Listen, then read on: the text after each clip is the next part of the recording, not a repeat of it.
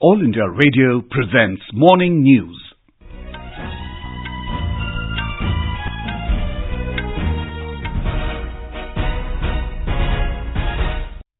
Good morning, I'm Sanjay Mattu. The headlines. Prime Minister Narendra Modi urges scientists to develop low-cost technologies to fast-track growth. Finance Minister Nirmala Sitharaman says government working on more steps, including rationalisation of income tax rates to revive economy. 39 locations across the country raided to check tax evasion by brokers and traders of Bombay Stock Exchange. Campaigning gains momentum for remaining 3 phases of assembly elections in Jharkhand. And in cricket, India to take on the West Indies in second T20 at Thiruvananthpuram today.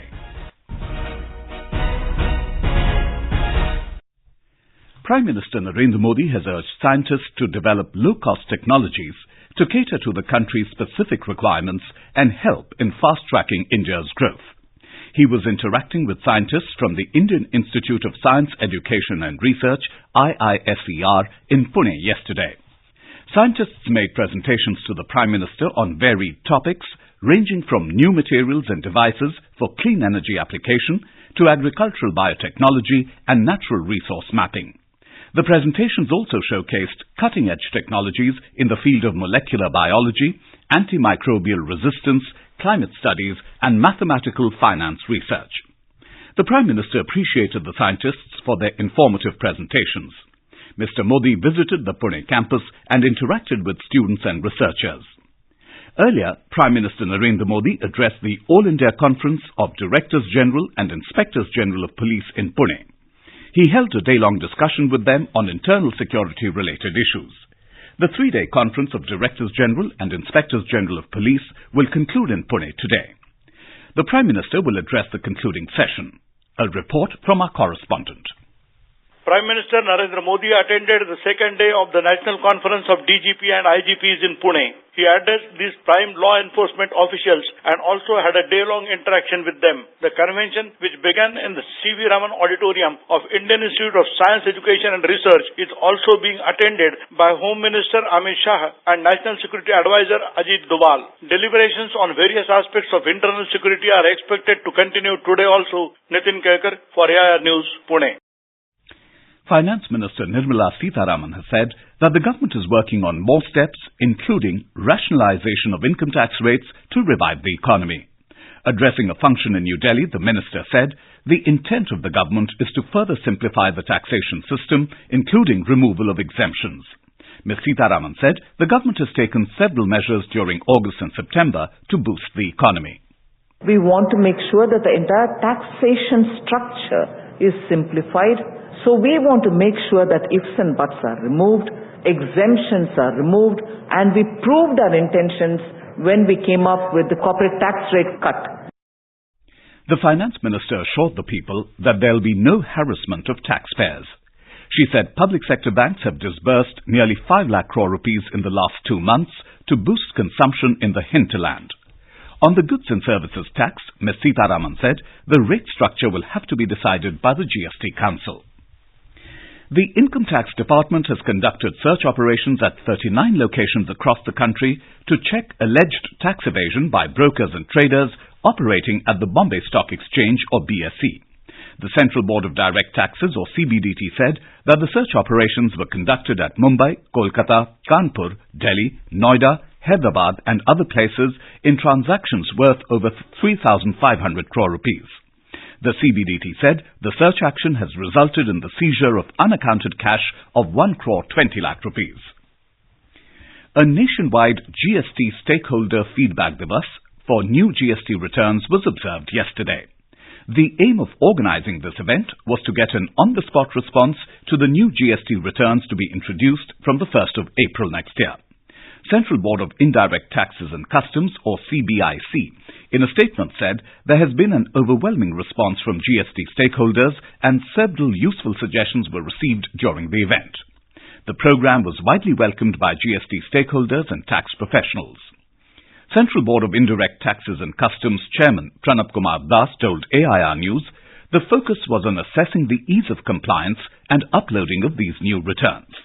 He said this is being done so that traders do not face any difficulty when the returns are made legally mandatory.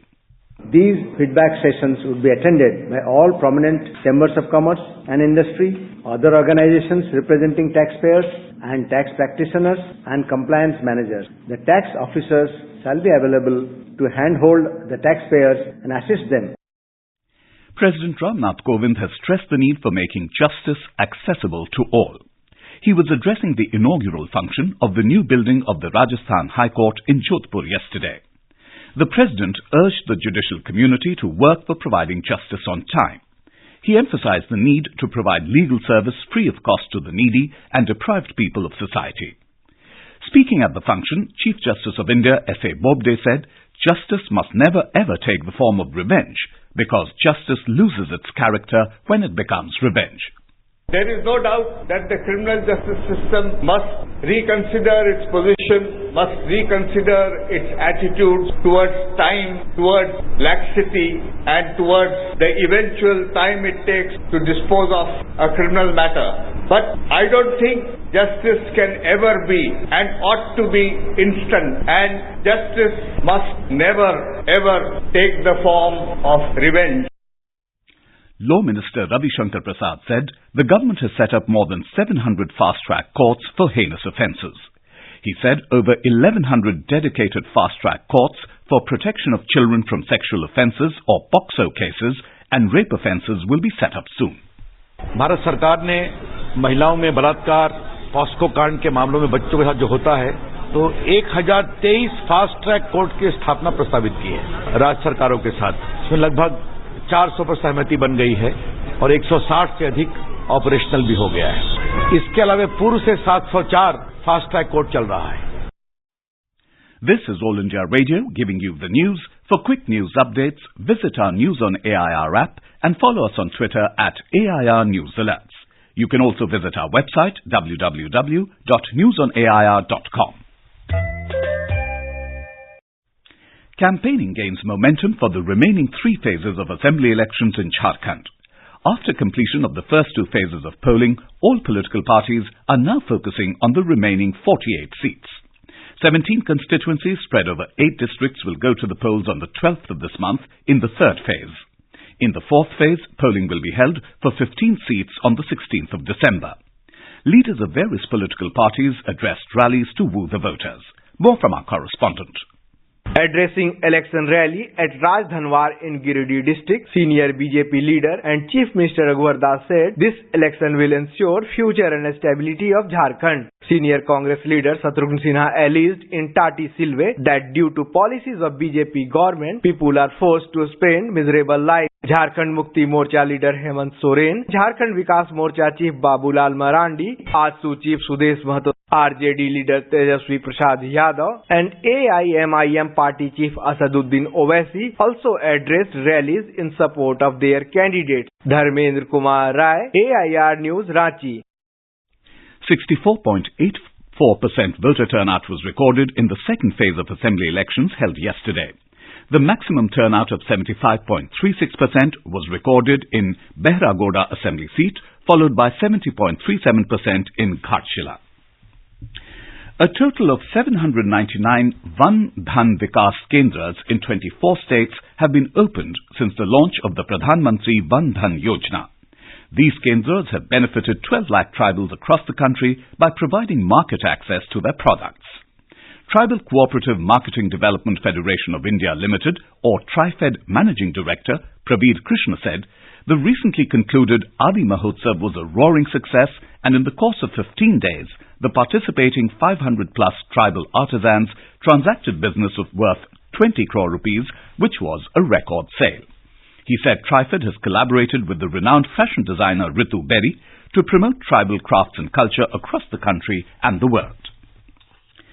A Mumbai court refused to cancel a non-bailable warrant issued by the Enforcement Directorate against fugitive diamond merchant Mehul Choksi, a key accused in the PNB scam. Special Judge for Prevention of Money Laundering Act cases, V.C. Barde, refused to give relief to Choksi yesterday. Choksi's counsel pleaded that his client could not travel to India because of his ill health and also because there was a threat to his life. The court will now hear the ED's petition seeking to declare him a fugitive economic offender under the newly enacted Fugitive Economic Offenders Act. The declaration will pave the way for confiscation of his properties. In Syria, 19 civilians, including 8 children, were killed in airstrikes by the regime and Russian forces in the country's last major opposition bastion yesterday. The Syrian Observatory for Human Rights said that the air raids in the northwestern region of Idlib also injured several others. The Idlib region is controlled by the country's former Al-Qaeda affiliate, and the Damascus regime has repeatedly vowed to take back control of Idlib. The United States has resumed peace negotiations with the Taliban in Doha after President Donald Trump abruptly stopped diplomatic efforts in September that could end America's longest war. A U.S. source told the media that the Afghan-born U.S. Special Reconciliation Representative Zalmay Khalilzad is leading the U.S. team at the meeting in Doha, the capital of Qatar, where the insurgent negotiators are based. An agreement with the Taliban is expected to be based on 2 points: a U.S. withdrawal from Afghanistan and a commitment by the militants not to offer sanctuary to terrorists. The Taliban's relationship with Al-Qaeda was the main reason for the U.S. invasion nearly 18 years ago. North Korea has conducted a test at its Sohae satellite launch site, state media reported today. The result of the test, which was carried out yesterday, will have an important effect on changing the strategic status of North Korea, a government spokesperson said. The media report did not specify what was tested, but the site has previously been used to launch rockets into space as well as test missile engines. The test comes as North Korea has warned it could take a new path amid stalled denuclearization talks with the United States. Tensions have risen ahead of a year-end deadline set by North Korea, which has called on the United States to change its policy of insisting on Pyongyang's unilateral denuclearization and demanded relief from punishing sanctions. India will take on the West Indies in the second T20 of the 3-match cricket series at Thiruvananthpuram today. The match will start at 7 p.m. All India Radio will broadcast a live commentary on the match, alternately in Hindi and English. It can be heard on the Rajdhani, FM Rainbow and additional frequencies from 6:30 p.m. India defeated the visitors by 6 wickets in the first match on Friday to take a 1-0 lead in the T20 series. India have crossed the 100 gold medal mark at the 13th South Asian Games in Nepal. On the 7th day of competition yesterday, India further consolidated its top position and breached the 200 mark in the overall medals tally. India had so far clinched 214 medals, comprising 110 gold, 69 silver and 35 bronze. Indian swimmers continued their outstanding performance and made a clean sweep of all 7 events of the day. Indian wrestlers made a brilliant start in their campaign by winning 8 golds, 4 each in the women's and men's sections. And now for a look at today's newspapers for the major stories. It's over to Abhishek Mukhopadhyay. Thank you, Sanjay. Events following the death of the Unnao gang rape survivor dominate front page headlines. The pioneer states, politics takes center stage on Unnao. Villagers hackle ministers.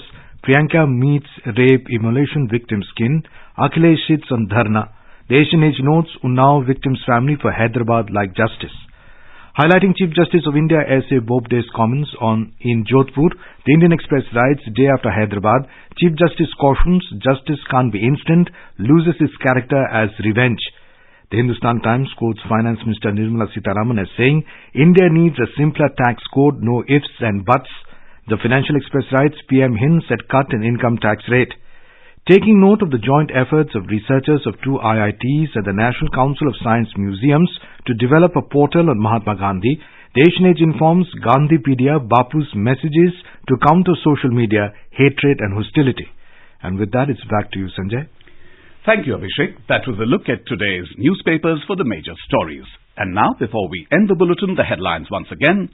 Prime Minister Narendra Modi urges scientists to develop low-cost technologies to fast-track growth. Finance Minister Nirmala Sitharaman says government working on more steps, including rationalisation of income tax rates to revive economy. 39 locations across the country raided to check tax evasion by brokers and traders of Bombay Stock Exchange. Campaigning gains momentum for remaining 3 phases of assembly elections in Jharkhand.